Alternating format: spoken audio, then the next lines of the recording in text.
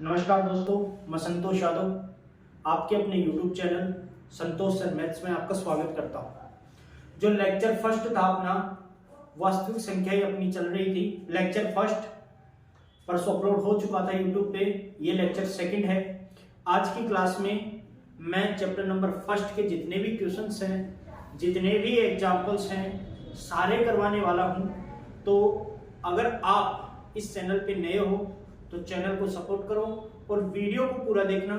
मैं इतना दावे के साथ कह सकता हूं कि इस वीडियो को देखने के बाद आपको चैप्टर नंबर जो फर्स्ट है वो वापस पढ़ने की आवश्यकता नहीं होगी।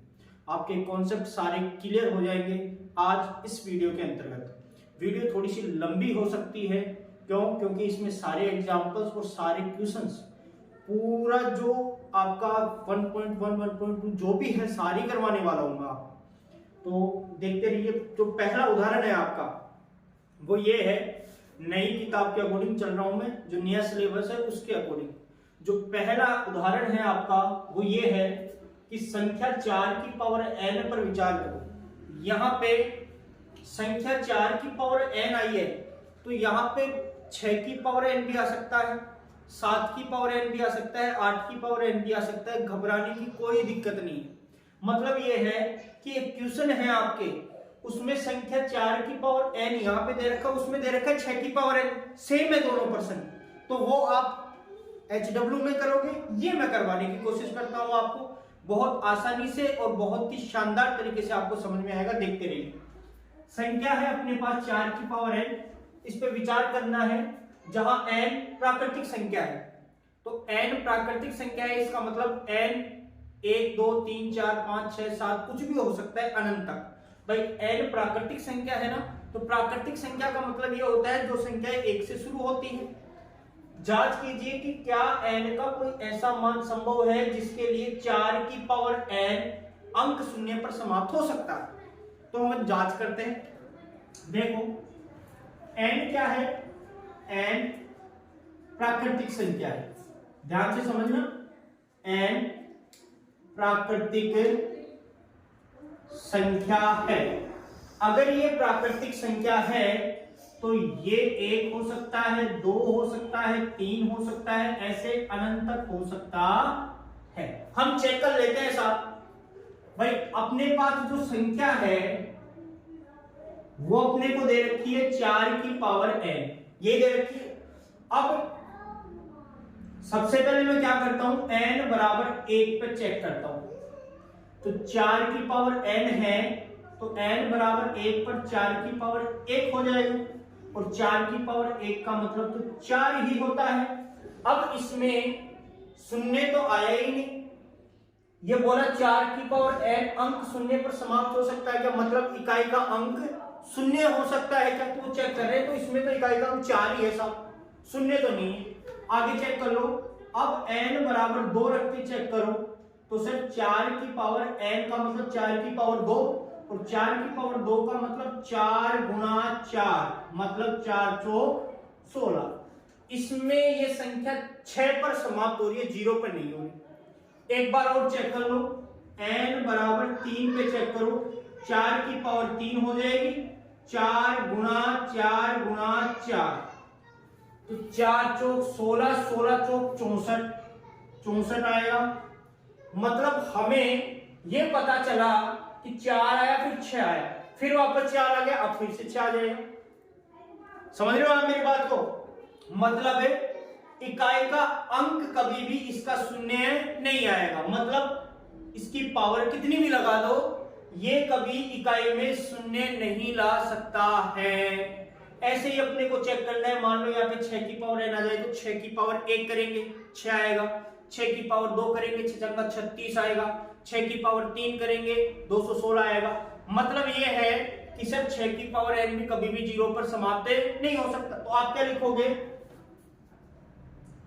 इसको दे दो समीकरण 1, इसको दे दो समीकरण 2, इसको दे दो समीकरण 3। तो आप लिखोगे समीकरण, बोर्ड में कैसे लिखना है वो बता रहा हूं। समीकरण 1 2 व 3 से स्पष्ट होता है कि 4 की पावर n संख्या अंक शून्य पर समाप्त नहीं हो सकती है। ये लो जी, इसका आंसर हो गया। अब सेकंड वाला जो एग्जांपल है वो देखो आप एक बार। संख्याओं 6 और 20 के अभाज्य गुणनखंड विधि द्वारा एचसीएफ और एलसीएम ज्ञात करो। ये निकाल लिया तो सेम उदाहरण 3 है आपका, इसके आगे वाला सेम है, दोनों सेम टू सेम है, मतलब बस संख्याओं का यहाँ पे 6 और 20 है, उसमें संख्या एक दूसरी दे दी। तो ये जो एग्जांपल नंबर 3 है ये आपका HW है, इसको आपको ट्राई करना। ये मैं करवाने की कोशिश करता हूं। तो एक बात मैं बता दूं आपको, HCF होता है वो सभी संख्याओं का अलग अलग निकलता है, अलग अलग निकलेगा, और LCM जो होता है वो सभी संख्याओं का एक साथ निकलता है, सभी संख्याओं का एक साथ निकलता है, समझ लो। HCF अलग अलग निकलेगा और LCM एक साथ निकलता है, इतनी बातें आप याद रखना। तो HCF अलग अलग निकाल दो। HCF के लिए 6 का कॉलम अलग बना लो और 20 का कॉलम अलग बना लो। अब 6 में सबको पता है 2 का भाग जाता है, कितनी बार जाता है, 3 बार जाता है, और 3 में 3 का जाता है 1 बार। ऐसे 20 में 2 का जाता है 10 बार, और 2 का जाता है 5 बार, और 5 का जाता है 1 बार।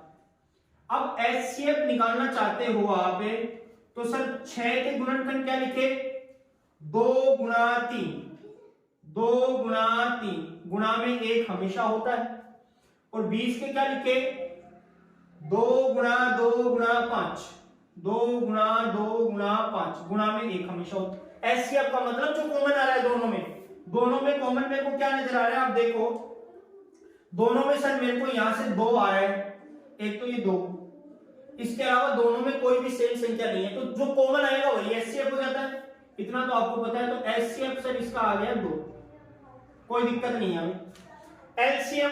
LCM निकालने के लिए क्या करोगे, या तो यहीं से निकाल लो।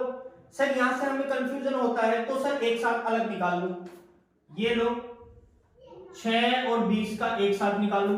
2 का भाग देंगे 6 में तो 3 बार जाएगा, और 20 में 10 बार जाएगा। फिर 2 का देंगे 3 में तो जाता नहीं है, तो ऐसे कैसे 10 में 5 बार जाएगा। फिर 3 में जाता है 3 का 1 बार, 5 में जाता नहीं है तो 5 ऐसे की ऐसे, और 5 में जाता है 1, तो पहले से ही है 5 में 1 बार। अब LCM अगर आपको निकालना है तो जो इधर संख्या है ना सबको गुणा कर लो, सिंपल है।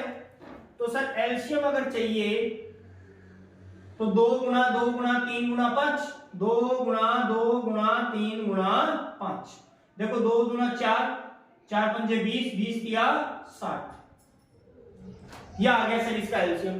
सेम एग्जांपल नंबर 3 है, सेम है, जैसा ये है सेम वही है एग्जांपल नंबर 3। अब आगे वाला एग्जांपल है ये, इससे पहले एक और एग्जांपल है कि सिद्ध कीजिए √3 एक अपरिमेय संख्या है, जो मैंने पिछले वाली क्लास जो है लेक्चर फर्स्ट उसमें करवा दिया है, और अगर आपने नहीं देखी है वो क्लास तो एक बार जाके देख लीजिए। मैं आपके लिए यहाँ पे मेहनत कर रहा हूँ, तो आप भी सपोर्ट कीजिए और वो पहले वाली क्लास आप देख लीजिए। आप वो क्लास देखोगे तो आपको फायदा मिलेगा। ये लेक्चर सेकंड है, और लेक्चर सेकंड के बाद चैप्टर खत्म हो जाएगा पूरा का पूरा, और कल जो वीडियो मिलेगी आपको वो सेकंड चैप्टर की, कंप्लीट सेकंड चैप्टर की वीडियो मिलेगी।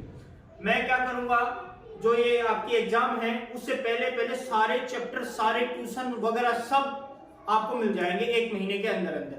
तो देखिए आप तीसरा जो है वो देखिए एक बार, एक और है इससे पहले कि सिद्ध कीजिए √3 एक अपरिमेय संख्या, जो मैंने पहले वाली वीडियो में बता दी, और उससे पहले वाले में एक और आपको मिलेगा √5 वाला, वो भी आप देख सकते हो, और प्लेलिस्ट में जाके 10th क्लास सर्च करना तो आपको मिल जाएगी। √5 एक अपरिमेय संख्या है, वो भी एक ही वीडियो है, उसमें सिर्फ √5 का ही बताया गया है, तो वो भी आप देख सकते हो जाके। ये देख लीजिए कि दर्शाइए कि 5 माइनस √3 पहला प्रश्न है, दूसरा है मैंने एक साथ लिख दिया, वह 3 √5 एक अपरिमेय संख्या है। तो इसको अलग करते हैं, इसको अलग करते हैं। तो सबसे पहले ये वाला करते हैं, ये वाला कर लेता हूं सबसे पहले। तो बेटा इनको अपरिमेय संख्या सिद्ध करनी है, तो जो संख्या सिद्ध करनी है उसका विपरीत मान लो। तो सर यहां पे हमें 5 माइनस √3 को अपरिमेय सिद्ध करना है, तो मान लो इसको कि माना 5 माइनस √3 एक अपरिमेय सिद्ध करना है तो परिमेय मान लो, एक परिमेय संख्या है, मान लिया हमने, ये मान लिया वैसा। अगर ये परिमेय संख्या है तो सर 5 माइनस √3 किसके बराबर होगा? P बटा Q के बराबर। ये क्यों होगा लेक्चर फर्स्ट में मैंने बहुत अच्छे से बता दिया है। आप ये पहले देख रहे हो तो ये मत देखो साहब, पहले वो देख लो एक बार, ज्यादा देर का नहीं है, आधे घंटे का लेक्चर है तो उसको देख लीजिए एक बार। तो 5 माइनस √3 बराबर P बटा Q के रूप का होगा। अब मैं क्या कर रहा हूं, ये 5 है प्लस का उठा के लेके जा रहा हूं, इधर हो जाएगा माइनस का, तो इधर तो सर माइनस का √3 ही बचेगा और इधर P बटा Q है और ये प्लस का 5 इधर जाएगा तो माइनस का हो जाएगा 5। अब एक बात और समझना, जब परिमेय संख्या में से परिमेय संख्या को घटाते हैं, भाई 5 तो परिमेय होता है, तो परिमेय से परिमेय को घटा दो, परिमेय में परिमेय को जोड़ दो, परिमेय में परिमेय का गुणा कर दो, तो सर गुणा करो, भाग करो, जोड़ो, घटाओ। परिमेय से कोई परिमेय संख्या है उसको जोड़ो, गुणा करो, भाग करो, घटाओ वगैरह कुछ भी करो, आता परिमेय। तो परिमेय संख्या में से परिमेय संख्या घटाएंगे, आएगा क्या? परिमेय संख्या। तो सर एक बार इसको माइनस से गुणा कर दो ताकि ये माइनस वाला भद्दा नहीं लगे, तो √3 हो जाएगा माइनस से गुणा करने पर, और ये 5 माइनस का प्लस का हो जाएगा और ये हो जाएगा माइनस का। अब एक बात बताओ, √3 अपरिमेय है, ये परिमेय है, तो बराबर तो होंगे नहीं, तो आप लिखोगे यहां √3 एक अपरिमेय संख्या है जबकि 5 माइनस P बटा Q एक परिमेय संख्या है तथा परिमेय संख्या इज नॉट इक्वल अपरिमेय संख्या, अर्थात √3 बराबर नहीं हो सकता 5 माइनस P बटा Q। अतः हमारे द्वारा मानी गई अवधारणा का विरोधाभास होता है। अतः 5 माइनस √3 एक अपरिमेय संख्या है। एक और तरीका है कि सर कल हमने √3 को सिद्ध किया था, उस प्रकार से भी आप कर सकते हो, ऐसे भी आप कर सकते हो, आपका एक नंबर भी नहीं कटेगा। अब इसके बाद है 3√2। अब समझना सर, इसको मान लेंगे कि परिमेय संख्या है। समझो आप एक बार, माना 3√2 एक परिमेय संख्या मान लिया, इसके जैसे 3 इधर गुणा में आएगा नहीं, इधर भेजूंगा तो भाग में चला जाएगा। अभी बताया कि P बटा Q परिमेय संख्या है, इसका डिवाइड अगर 3 से करोगे तो परिमेय संख्या को परिमेय संख्या से डिवाइड करने पर आता क्या है? परिमेय संख्या। और इधर वाला √2 क्या बच जाएगा? अपरिमेय संख्या। तो सर अपरिमेय और परिमेय बराबर होता नहीं, तो ये की ये बात हम लिख देंगे, इसलिए मैंने इन दोनों को साथ लिया है भाई, समझ रहे हो? तो ये वाला एग्जांपल्स भी आपका हो जाएगा। ये HW दे रहा हूं मैं आपको, HW दे रहा हूं आपको, तो ये वाला आप करोगे। अब आगे देखते हैं अपन, तो अब वहां तक तो मेरे को लगता नहीं कोई दिक्कत आएगी। अब आगे देखिए आप, प्रश्नावली 1.1 में चलते हैं। अब प्रश्नावली जो 1.1 है उसमें जो पहला प्रश्न है ना, आप ध्यान से देखो, तो उसमें अभी मैंने जो एग्जांपल नंबर 2 करवाया सेम है। अभाज्य गुणनखंड करना है, मतलब जो संख्या है ना उसमें भाग दे दे के छोटा बनाना है उसको। कब तक? जब तक भाग लास्ट बार 1 नहीं आ जाए, इसको लास्ट में 1 लाना है। मतलब दूसरा क्वेश्चन कोई काम का है नहीं, आप कर लोगे आसानी से। दूसरा HCF LCM वाला है जो मैंने करवा दिया अभी। तीसरा ऐसा ये एलसीएम एचसीएफ वाला। चौथा इंपॉर्टेंट क्वेश्चन ये अच्छा प्रश्न है,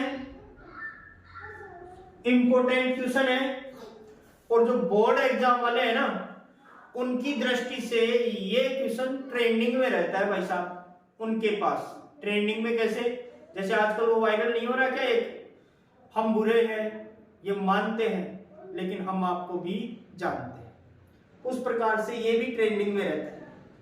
अब इसमें एक फॉर्मूला लगता है, वो देखो आप, एक फॉर्मूला होता है भाई, दो संख्याएं हैं ना आपके पास, तो उन संख्याओं का गुणनफल फर्स्ट संख्या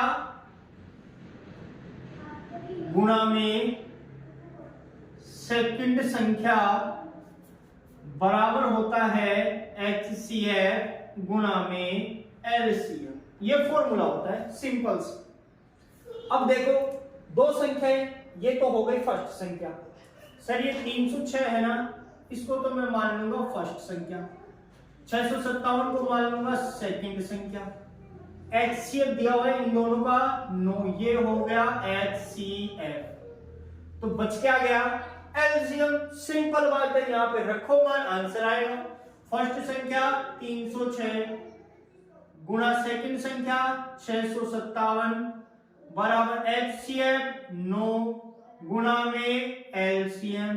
मान किसका चाहिए, LCM का। जिसका मान चाहिए उसको अकेला छोड़ो ना भाई साहब, LCM को अकेला छोड़ दो। ये 9 यहाँ पे गुणा में इधर आएगा तो भाग में, तो 306 है इधर गुणा 657 है बट्टे में 9 है बराबर में LCM है। तो सर इसको तो हम आसानी से सॉल्व कर ही सकते हैं भाई। इनको काटेंगे कट जाएगा तो नहीं, दोनों को गुणा करके 9 का भाग देंगे तो LCM निकल के आ जाएगा। जो भी LCM आए आप यहाँ पे लिख सकते हो, आसानी से क्वेश्चन हो गए। अच्छा प्रश्न है। इसी प्रकार ये प्रश्नावली समाप्त हो जाती है। इसमें एक दो क्वेश्चन और हैं। एक है इसमें 6 की पावर n अंक 0 पे समाप्त हो सकता है क्या, तो सर जैसे हमने 4 की पावर n वाला किया वैसे ही 6 की पावर n वाला होगा। और बाकी के दो क्वेश्चन फर्जी हैं, कोई काम के ही नहीं, आप देखते ही कर दोगे। इसके बाद है मेन इंपोर्टेंट प्रश्नावली, ये भी ट्रेंडिंग में रहती है भाई साहब। इंपोर्टेंट प्रश्नावली है, यहां से एक प्रश्न आएगा ही आएगा। इंपोर्टेंट जो भी आपकी एक्सरसाइज है वो है ये, और 2023-24 का जो पेपर आएगा ना उसमें से यहां से प्रश्न आएगा, देख लेना। अब इसमें क्या है कि √5 एक अपरिमेय संख्या है, क्या सिद्ध करो। तो सर ये तो हमने कल की क्लास में सीख ही लिया था, 3 + 2 √5। अभी अभी सीखा है, सिर्फ माइनस का ही फर्क है सर, और बाकी तो सेम है। 1/√2 जैसे इसको किया वैसे ही करना है। 7 √5 अभी किया था, 6 + √2 अभी किया था, बस माइनस का फर्क था, और सारे सेम टू सेम ही है। तो सर ये तो हम आसानी से कर ही लेंगे। और फिर भी नहीं तो मैंने ये करवा रखे हैं, आपको नीचे मैं लिंक दे दूंगा, वहां पे जाके इन सभी की वीडियोज आप देख लेना। बार बार करवाने से कोई मतलब है नहीं। तो ये सारे मैंने बहुत अच्छे से समझा रखे हैं। ये वाला तो इतना अच्छा समझा रखा है कि मैं ऐसे कह रहा हूं, इसको देखोगे ना, सिर्फ इसी ट्यूशन की वीडियो है सारी, वो सिर्फ इतने तक की। इसको देखोगे ना जिंदगी में नहीं बोलोगे। छोटी छोटी बातें बता रखी है मैंने उसमें कि वास्तव में अपरिमेय हुआ कैसे। वैसे तो कल का वीडियो आप देखोगे तो उसमें भी आपको पता चल जाएगा, लेकिन अगर इसका अकेले का वीडियो देखोगे ना, शानदार तरीके से आपको पता चलेगा कि वास्तव में अपरिमेय हुआ कैसे। तो आज के लिए इतना ही। अध्याय है वो समाप्त हो चुका है, अपना एंड हो चुका है। कल वन शॉट आएगा आपके वीडियो का, और मतलब चैप्टर सेकंड का बहुपद जो है एक ही बार में सारे चैप्टर क्लियर हो जाएगा। बहुत आसान है, मतलब आपके कल के जो आज का जो लेक्चर है इसके बाद उसी की तैयारी चलेगी चैप्टर नंबर सेकंड की, और कल तक आपके पास वीडियो आ जाएगा। तो देखते रहिए, लाइक करते रहिए, और जितना हो सके अपने दोस्तों के पास भेजिए, सपोर्ट करिए चैनल को। धन्यवाद।